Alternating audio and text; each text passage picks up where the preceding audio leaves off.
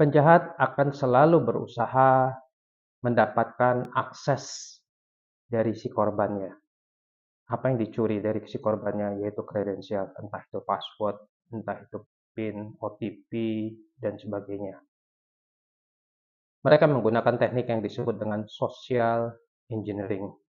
Jadi, si korban akan ditipu untuk klik suatu link yang malicious, atau dia membuka attachment yang malicious, atau digiring untuk melakukan sesuatu ataupun memberikan informasi yang seharusnya tidak boleh disampaikan ke orang lain.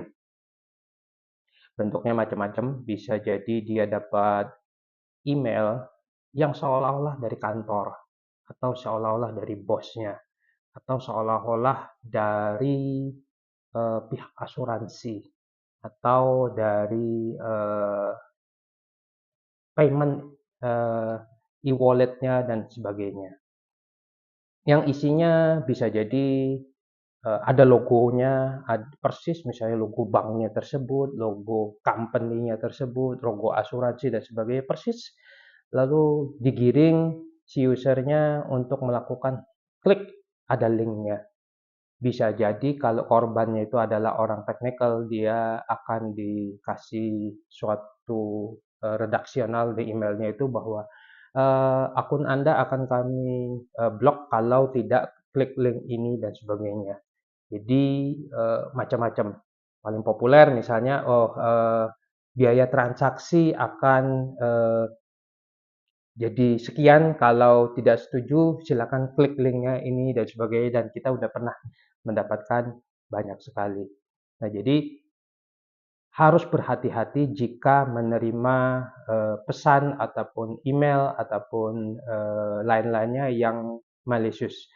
So, sebelum kita melakukan klik suatu link di dalam email, WhatsApp, dan sebagainya, perhatikan baik-baik dulu, make sure betul-betul ini dari pengirim yang benar. Pengirim yang benar bisa kita cek dari nomor HP-nya yang benar. Kalau nomor HP-nya berbeda dengan address book tapi ngaku-ngaku, ya sebaiknya ditunda dulu, jangan klik dulu, diverifikasi dulu, betulkah itu dari si orang itu. Kalau menerima email, lihat juga dari sisi pengirimnya, domainnya udah benar apa enggak. Lalu ada linknya jangan diklik tapi di mouse over aja. Misalnya mouse-nya diletakkan di atas dari linknya itu, tapi jangan usah diklik. Lalu dilihat sesuai nggak link yang muncul dengan yang tertulisnya di situ.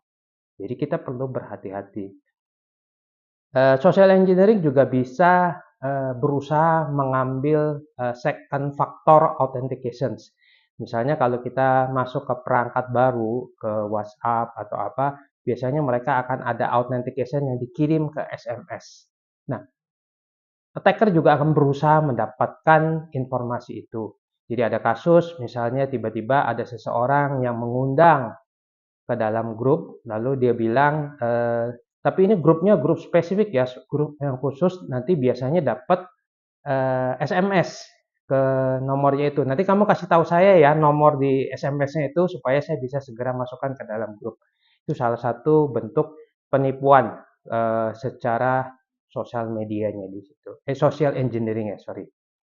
Dan banyak sekali juga yang menyerang di sosial media, mereka memberikan link-link yang kelihatannya kayak berita bombastis. Oh, ada kasus tentang si tokoh selebriti tertentu, yang kasus perselingkuhan, kasus yang intinya adalah beritanya adalah menuai emosional kita supaya kita klik link tersebut.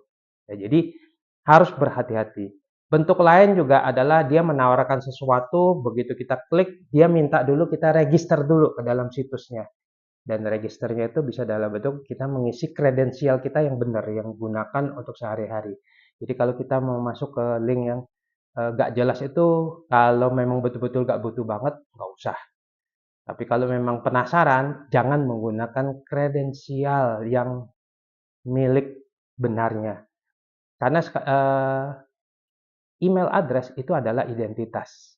nomor HP itu adalah identitas. Begitu kita memberikan nomor HP kita ke orang yang nggak jelas, dia bisa mengorek nomor HP itu hook up ke sosial media apa.